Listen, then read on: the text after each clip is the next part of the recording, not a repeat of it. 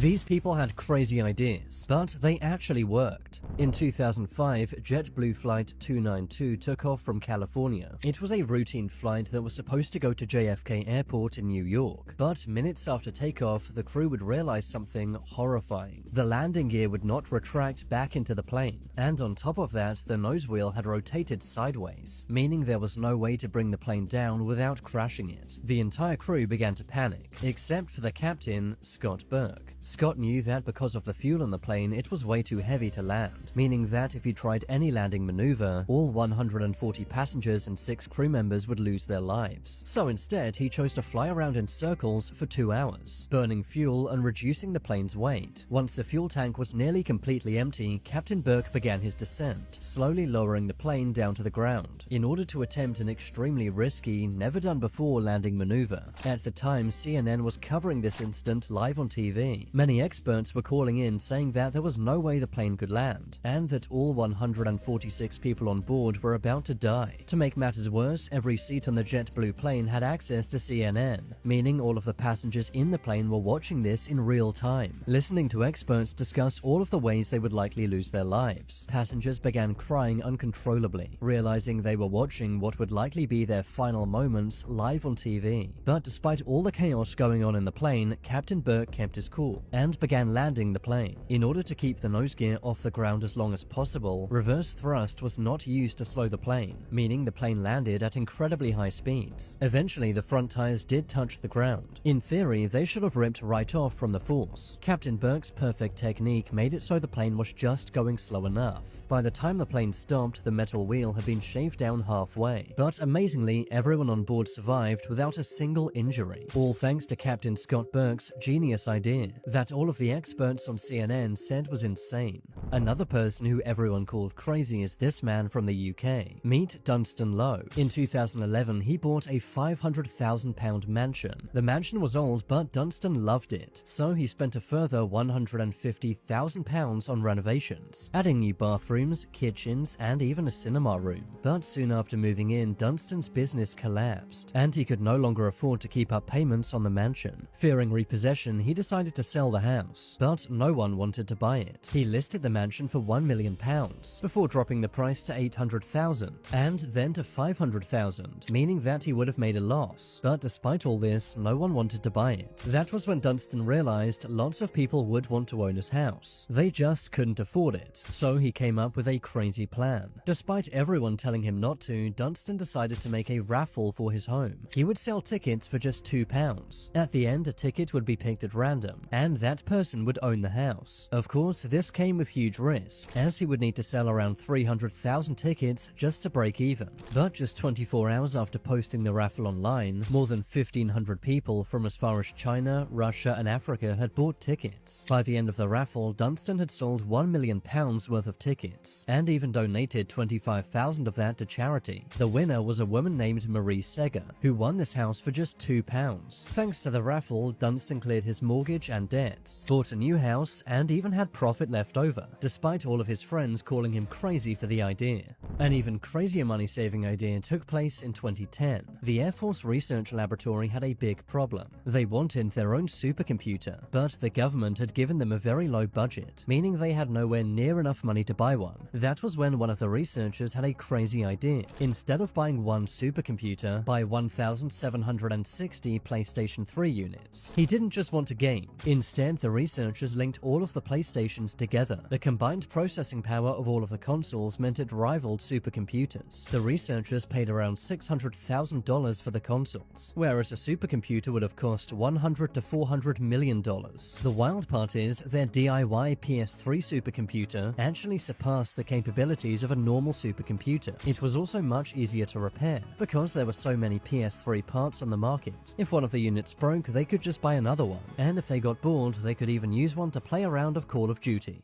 An even even crazier government idea took place in California. You see, California had a big problem. They were experiencing massive droughts, which were going to cause the Ivanhoe Reservoir to dry up. To prevent this, someone had a wild idea: dump millions of black balls into the water. It sounds like pollution, but really it's genius. You see, the black balls cover the water and block sunlight. This means the water stays cool and won't evaporate. It also made the reservoir cleaner, preventing algae and bacteria that would have formed if the sunlight reacted with the chlorine in the water. It's basically like putting a giant black lid on the reservoir. The balls can stay on the reservoir for years and can be cleaned and reused if needed. Since then, dams around the USA have done the same thing, despite people calling it crazy when the idea was first pitched. An even wilder nature idea took place back in 1998. Costa Rica had a big problem. There was a large patch of land that was basically dead. Nothing would grow and the soil was basically lifeless. And in turn, this meant all of the animals had either died or left. The government, scientists, and conservationists wanted to restore it, but no matter what they tried, the land stayed barren. One day, a juice company named Del Oro heard about this. Del Oro also had a problem. Because of their juice production, they had millions of orange peels piling up, leading to mountains of rotting peels they couldn't dump anywhere. It was waste, but it was full of nutrients. So they tried a wild idea. What if they dumped their millions of orange peels onto the barren land? It sounded crazy, maybe even like a disaster waiting to happen, but they tried it anyway, and then waited for 16 long years. Fast forward to now, and that once dead land is now a lush, thriving forest, full of trees, shrubs, and wildlife. The waste everyone thought was useless kicked off a remarkable nature comeback, solving two problems at the same time.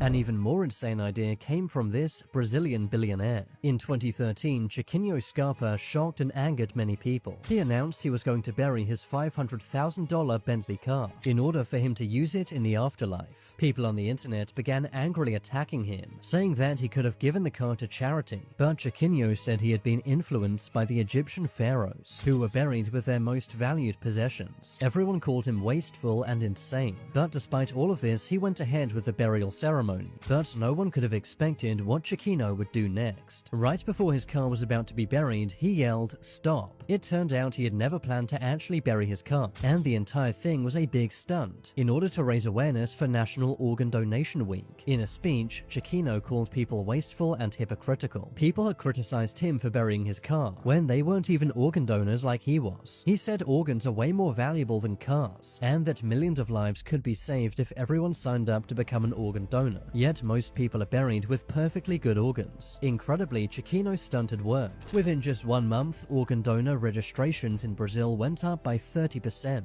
So while people got very angry at Chiquinho at first, his wild idea actually ended up saving many lives. Some ideas look dangerous, but they're actually genius. That's the case of this farmer's idea. He had a major problem. Weeds were infecting his crops, but he didn't want to contaminate his land with pesticides. So instead, he thought, why not just burn the weeds? Doing so by making a flamethrower tractor.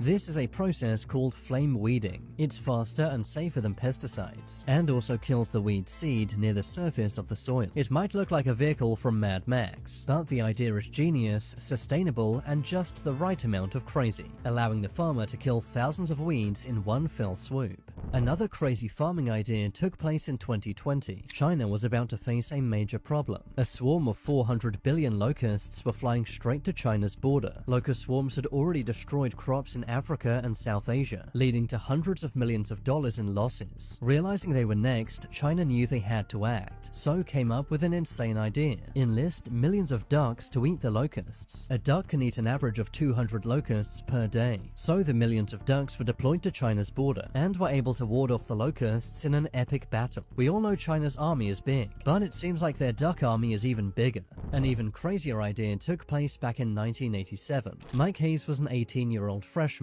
attending the University of Illinois, but Mike had a big problem. He was flat broke and had no way to get the $28,000 he needed to attend university for 4 years. But that was when he had a genius idea. What if 2.8 million people gave him 1 penny? All he had to do is somehow ask 2.8 8 million people. But this was back in 1987 when the internet did not exist. So instead, Mike tracked down a newspaper columnist. He knew that millions of people read this newspaper every day, so he asked one of the writers to put his request in their column. And surprisingly, the newspaper writer agreed. Within a few weeks, Mike had received 90,000 letters and 2.9 million pennies. Mike was able to pay off his college bills and even paid the leftover money forward, giving it to another college student who also couldn't afford tuition. No one thought Mike's crazy idea would work, but today crowdfunding is insanely popular, so Mike was just way ahead of the curve. But sometimes being ahead of the curve is painful. That was the case for Kotoku Wamura. In 1967, this Japanese mayor constructed a massive seawall, costing over 3.5 billion yen and taking over a decade to complete. Many said the idea was dumb and expensive, as the town of Fudai had never flooded even once. Kotoku lost his job as mayor, and for decades he was mocked. He passed away in 1998, as political adversaries mocked him and his project. But in 2011, Kotoku was vindicated. An earthquake caused a gigantic tsunami that destroyed many Japanese towns, but not Fudai. The town was in the tsunami's path, but Kotoku's seawall worked, blocking the tsunami from destroying the town. No buildings suffered any major damage, and no one in the village passed away, while a nearby town which was considered safer totally washed away. Kotoku Wamura never got to see how right he actually was, but to this day people visit his grave to pay their respects, as his idea that people mocked him for